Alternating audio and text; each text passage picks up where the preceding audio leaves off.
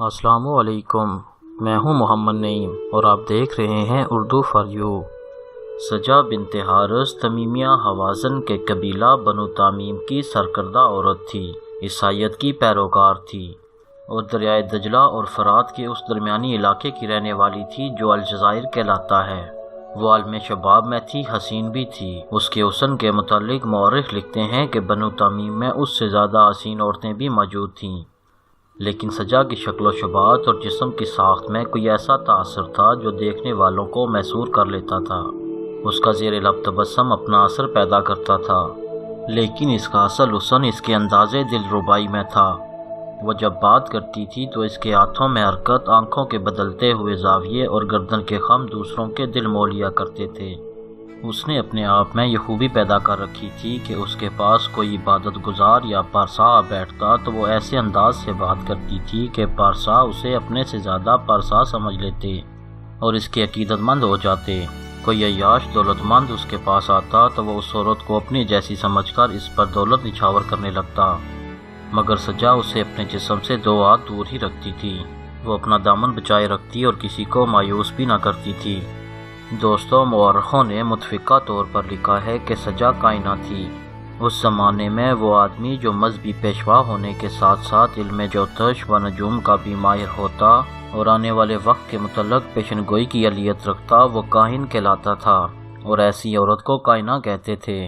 دوستوں، انسانی فطرت کے عالم لکھتے ہیں کہ عربی عراق کی یہ عورت کائنہ تھی یا نہیں، البتہ اپنے ناز و انداز سے وہ جس طرح پتھروں کو موم کر لیتی تھی، اس سے یہ یقینی تاثر ابھرتا ہے کہ وہ سائرہ تھی۔ وہ اپنے مذہب عیسائیت کی پیشوا بنی ہوئی تھی۔ یہ اس کا ظاہری روپ تھا جو دراصل بہروپ تھا۔ اس نے اندرونی طور پر اپنے کردار میں ابلیسی اوصاف پیدا کر لیے تھے اور وہ اس مقام پر پہنچ گئی تھی جہاں انسان مکمل ابلیس بن جاتا ہے۔ رسول اکرم صلی اللہ علیہ وآلہ وسلم رحلت فرما گئے تو نبوت کے بہت سے دعوے دار پیدا ہو گئے۔ ان میں جس نے سب سے زیادہ شہرت پائی وہ مسلمہ بن کبیر تھا، جو آخر میں مسلمہ بن کذاب کے نام سے مشہور ہوا، کیونکہ وہ جھوٹ بولنے میں یکتا تھا۔ جھوٹ بھی وہ ایسے انداز سے بولتا کہ جو لوگ جانتے تھے کہ وہ جھوٹ بول رہا ہے وہ بھی اس کے جھوٹ کو سچ مان لیتے تھے۔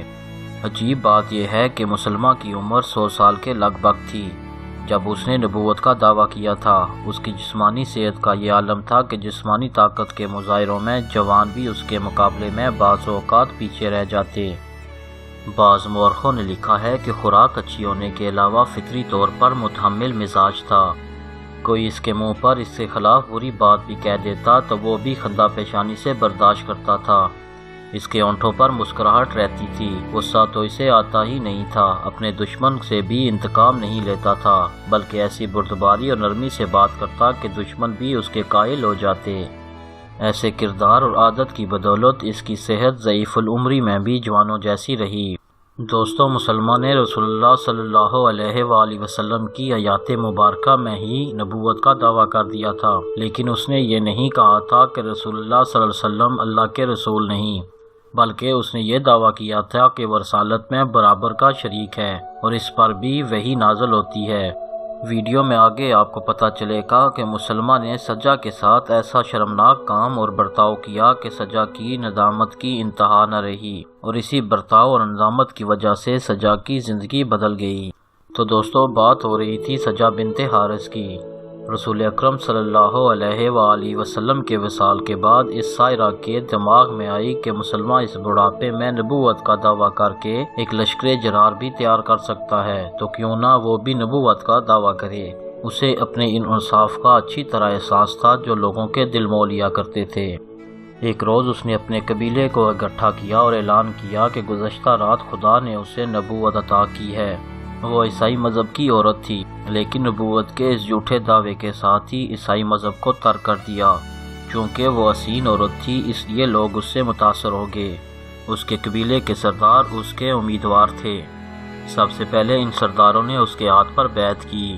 بنو تغلب نے سب سے پہلے اس کی نبوت کو تسلیم کیا، جس کی وجہ یہ تھی کہ اس قبیلے کا ایک سردار جو سب سے زیادہ اثر و رسوخ والا تھا، سجا کا گرویدہ ہو گیا تھا۔ ایسے ہی اور سردار سجا بنت حارث کے مرید بن گئے اور تھوڑے ہی عرصے میں کئی ایک قبیلوں نے اس کی نبوت کو تسلیم کر لیا۔ دوستو، سجا بنت حارث نے مسلمہ کی طرح ایک لشکر تیار کر لیا اور اس نے مدینہ پر حملہ کرنے کا ارادہ کیا۔ ایک مشیر مالک بن نمیرہ نے اسے مدینہ پر حملہ کرنے سے روک دیا اور ان قبیلوں سے نمٹنے کا مشورہ دیا جو اس کی نبوت کو تسلیم نہیں کر رہے تھے۔ اس طرح سجا نے اچھی خاصی لڑائیاں لڑیں۔ خلیفہ اول حضرت ابوبکر صدیق نے سجا کی سرکوبی کے لیے خالد بن ولید کو بھیجا۔ خالد بن ولید کو اطلاع ملی کہ ان کا مقابلہ ایک نہیں بلکہ 2 لشکروں کے ساتھ ہوگا، چنانچہ انہوں نے پیش قدمی اس غرض سے روک لی کہ دشمن کی قوت کا اندازہ جاسوسوں سے کر لیا جائے۔ ادھر مسلمہ نے محسوس کیا کہ وہ شکست کھا جائے گا۔ اس نے سجا بنت حارث کو پیغام بھیجا کہ وہ اس سے ملنا چاہتا ہے۔ دراصل وہ سجا کو اپنے ساتھ ملانا چاہتا تھا۔ سجا نے مسلمہ کو ملاقات کے لیے اپنے ہاں بلا لیا۔ مسلمہ اور سجا کی ملاقات ایک نخلستان میں ہوئی۔ مسلمہ نے یہ سن رکھا تھا کہ سجا میں ایسے اوصاف ہیں جو پتھر دل مرد کو بھی موم کر دیتے ہیں، لیکن وہ سجا کے سامنے گیا تو اس نے محسوس کیا کہ سجا کی شخصیت اس سے بھی زیادہ سحر انگیز ہے جتنی اس نے سنی تھی۔ تب اس نے محسوس کیا کہ اس حسین سائرہ کا میدان جنگ میں مقابلہ کرنا آسان نہیں۔ اس نے سجا سے کہا کہ وہ اس کے خیمے میں چلے، کیونکہ یہ جگہ اس قابل نہیں کہ سجا جیسی عورت کسی غیر سے بیٹھ کر بات کرے۔ مسلمہ تجربے کار آدمی تھا، اس میں دانش مندی بھی تھی۔ اس نے باتوں میں سجا کو اتنا اونچا چڑھا دیا کہ وہ پھولے نہ سمائی اور مسلمہ کی باتوں میں آ گئی۔ اسی وقت اٹھی اور مسلمہ کے ساتھ خیمے میں چلی گئی۔ اس نے جب خیمے کے اندر زیب و زینت اور آرام و آرائش کا سامان دیکھا تو اس پر کچھ اور ہی کیفیت طاری ہو گئی۔ اس نے محسوس کیا کہ اس کے دماغ پر کچھ اور ہی اثرات مرتب ہو رہے ہیں۔ یہ اس عطر کے اثرات تھے جو مسلمہ اپنے ساتھ لایا تھا۔ یہ خاص عطر تھا جس کی مہک ذہن میں روحانی خیالات پیدا کر دیتی ہے۔ مسلمہ نے خیمے میں جو بستر لگوایا تھا وہ ریشمی، نرم اور پرسکون تھا۔ اس نے سجا کو اس بستر پر بٹھایا اور خود اس کے پاس بیٹھ گیا۔ میں تمہیں یہاں ایک خاص مقصد کے لیے لایا ہوں، مسلمہ نے کہا۔ سجا نے کہا، ہے نبی، اس خیمے میں آ کر میں کچھ اور ہی محسوس کرنے لگی ہوں۔ یوں لگتا ہے جیسے یہاں سے نکلنا ہی نہیں چاہوں گی۔ کیا آپ مجھے بتائیں گے کہ آپ کا مقصد کیا ہے؟ ایک خواہش ہے، مسلمہ نے ایسے انداز سے کہا جیسے وہ سجا کا گرویدہ ہو گیا ہو۔ میں تمہاری باتیں سننا چاہتا ہوں۔ میں نے سنا ہے کہ تمہاری زبان میں ایسی شیرنی ہے کہ دشمن بھی تمہارے قدموں میں سر رکھ دیتے ہیں۔ نہیں، میں چاہتی ہوں آپ کوئی بات کریں۔ تمہارے سامنے میں کیا بات کر سکتا ہوں؟ کوئی تازہ وحی ہو تو سنا دیں، سجا نے کہا۔ مسلمہ نے اپنی دماغی قوتوں اور ابلیسی دانش کو بروئے کار لاتے ہوئے سجا کے ساتھ کچھ اور باتیں کی اور اس کے سامنے سے اٹھ کر بستر پر اس طرح بیٹھ گیا کہ اس کا جسم سجا کے جسم کے ساتھ لگ گیا۔ اس نے ایک وحی بھی سجا کو سنائی۔ مشہور مورخ ابن اسیر لکھتے ہیں کہ یہ وحی عورتوں کے متعلق تھی اور اس قدر فحش تھی کہ اس کا ترجمہ ترین میں لایا ہی نہیں جا سکتا۔ مسلمہ نے سجا کے چہرے پر ایک تبدیلی دیکھی اور اس کے ہونٹوں پر ایسی مسکراہٹ دیکھی جو پہلے اس کے ہونٹوں پر نہیں تھی۔ مسلمہ نے حیوانی جذبے کو اشتعال دینے والی ایک اور وحی بھی سنائی اور سجا کے ساتھ بڑی بے حیائی کی باتیں کیں۔ سجا کو پہلے ہی عطر کی مہک، ریشمی بستر اور مسلمہ کی باتوں اور اس کے انداز نے نبوت کے درجے سے ہٹا کر ایک ایسی جوان عورت کے درجے پر گرا دیا تھا جو جذبات کی تشنگی سے مری جا رہی تھی۔ سجا نے بے قابو ہو کر مسلمہ کا ایک ہاتھ اپنے دونوں ہاتھوں میں لیا اور اپنے سینے پر رکھ دیا۔ مسلمہ کو اسی وقت کا انتظار تھا۔ میرا مشورہ مانو سجا، آؤ شادی کر لیتے ہیں۔ وہ کیوں؟ سجا نے پوچھا کہ آپ کو میرا جسم اتنا اچھا لگا ہے؟ جسم کی بات نہ کرو، مسلمہ نے کہا۔ نبی جسموں کے ساتھ تعلق نہیں رکھتے، روح کی بات کرو۔ میں جانتا ہوں تمہارا جسم نشہ ہے، لیکن میرا مطلب یہ ہے کہ ہم دونوں نبی ہیں۔ اگر ہماری فوجیں الگ الگ مسلمانوں کا مقابلہ کرتی رہیں تو دونوں شکست کھا جائیں گی، اور اگر ہماری فوجیں مل کر ایک ہو جائیں تو ہم سارے عرب پر قبضہ کر کے دوسرے ملکوں پر چڑھائی کر دیں اور اپنی نبوت کو دور دور تک پھیلا دیں۔ اس وقت سجا پر کچھ اور ہی کیفیت طاری تھی، اس پر ابلیسیت کا غلبہ تھا۔ اس نے اپنے آپ میں خاص طور پر ابلیسی اوصاف پیدا کیے تھے۔ یہ اوصاف اس پر ایسے غالب آئے کہ اس نے مسلمہ کے آگے ہتھیار ڈال دیے اور کہا کہ وہ ابھی اس کی بیوی بننے کو تیار ہے۔ مسلمہ کے ساتھ 40 آدمی آئے تھے۔ وہ خیمے سے کچھ دور چاق و چوبند کھڑے تھے۔ کہ نہ جانے مسلمان کا کوئی حکم کس وقت آ جائے۔ تقریباً اتنے ہی آدمی برچیوں اور تلواروں سے مسلح سجا کے ساتھ آئے تھے۔ وہ الگ تیار کھڑے تھے۔ دونوں طرف کے یہ مسلح آدمی یقیناً یہ سوچ رہے ہوں گے کہ خیمے کے اندر دو نبیوں میں جو مذاکرات ہو رہے ہیں ان کا نتیجہ نہ جانے کیا ہو۔ توقع یہی تھی کہ مذاکرات ناکام ہو جائیں گے، کیونکہ ایک نیام میں دو تلواریں نہیں سما سکتی۔ دونوں طرف یہ وہم و گمان میں بھی نہ تھا کہ خیمے کے اندر کوئی اور ہی کھیل کھیلا جا رہا ہے۔ بغیر کسی اعلان کے اور بغیر کوئی رسم ادا کیے مسلمہ اور سجا میاں بیوی بن چکے تھے۔ سجا ہوش و آواز گم کر بیٹھی تھی اور اس نے اپنی انسانیت اور نبوت مسلمہ کے حوالے کر دی تھی۔ مورخ لکھتے ہیں کہ مسلمہ اور سجا 3 دن 3 راتیں خیمے سے نہ نکلے۔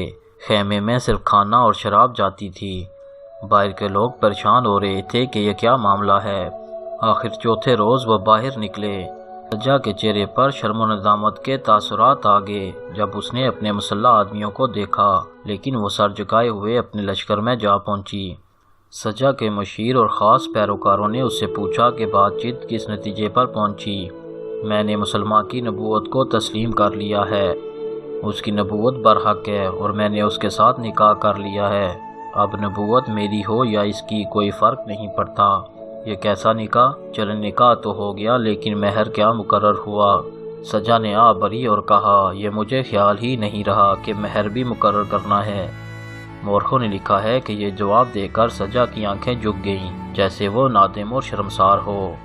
ان مشیروں نے اسے مشورہ دیا کہ جب کوئی عورت کسی مرد کی زوجیت میں جاتی ہے تو وہ نکاح میں اسے قبول کرنے سے پہلے اپنا مہر مقرر کرواتی ہے۔ اسے مشورہ دیا گیا کہ وہ مسلمہ کے پاس جائے اور مہر مقرر کروا کے آئے۔ دلچسپ امر یہ ہے کہ اگر مسلمہ نے اسے اپنی بیوی بنایا تھا تو وہ اسے اپنے ساتھ لے کر جاتا۔ اس نے اسے عصمت سے محروم کر کے اپنے لشکر میں بھیج دیا۔ یہ معلوم نہ ہو سکا کہ اس نے سجا کو کیا کہہ کر اسے اس کے لشکر میں بھیجا تھا۔ مسلمہ سجا کو اس کے لشکر میں بھیج کر خود بڑی تیزی سے وہاں سے کوچ کر گیا اور اپنے قلعے میں جا پہنچا۔ تم سب چکنے اور محتاط رہنا۔ مسلمہ نے قلعے میں جا کر اپنے محافظوں کو کہا، میں تمہیں بتا چکا ہوں کہ میں نے سجا کے ساتھ کیا سلوک کیا ہے۔ ہو سکتا ہے اس کے پیروکار یہ سن کر بھڑک اٹھیں کہ اس نے میرے ساتھ نام نہاد شادی کر لی ہے، اور ہو سکتا ہے وہ مجھ پر حملہ کر دیں۔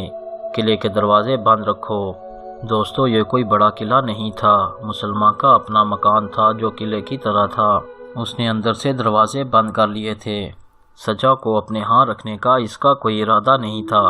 اگلے روز سجا مسلمہ کے قلعہ نما گھر کے دروازے پر پہنچی۔ دروازہ بند پا کر اس نے کہا کہ مسلمہ کو اطلاع دی جائے کہ اس کی بیوی سجا آئی ہے۔ مسلمہ کو اطلاع ملی تو وہ اڑ کر گیا، کیونکہ ایسی کوئی بات نہیں ہوئی تھی کہ وہ اگلے ہی روز اس کے پاس پہنچ جائے۔ مسلمہ کو یہ بھی بتایا گیا کہ سجا کے ساتھ اس کا محافظ دستہ بھی ہے۔ تاریخ میں آیا ہے کہ مسلمہ نے نہ یہ کہا کہ اسے اندر لے آؤ اور نہ وہ خود دروازے پر گیا۔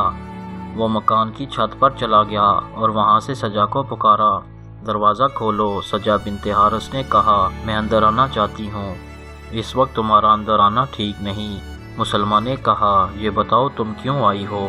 اپنا مہر مقرر کروانے۔ نکاح اتنی عجلت میں ہوا کہ مجھے مہر مقرر کروانے کا خیال ہی نہیں رہا۔ تو سن لو، مسلمہ نے کہا، محمد صلی اللہ علیہ وسلم خدا سے 5 نمازیں فرض کروا کے لائے تھے۔ اب میں خدا کا رسول ہوں۔ میں تمہیں، تمہارے پیروکاروں اور تمہارے لشکر کو 2 نمازیں صبح اور عشاء کی تمہارے مہر میں معاف کرتا ہوں۔ واپس جا کر منادی کروا دو کہ تم نے مہر میں 2 نمازیں معاف کروائی ہیں۔ سجا بنت حارث واپس چل پڑی۔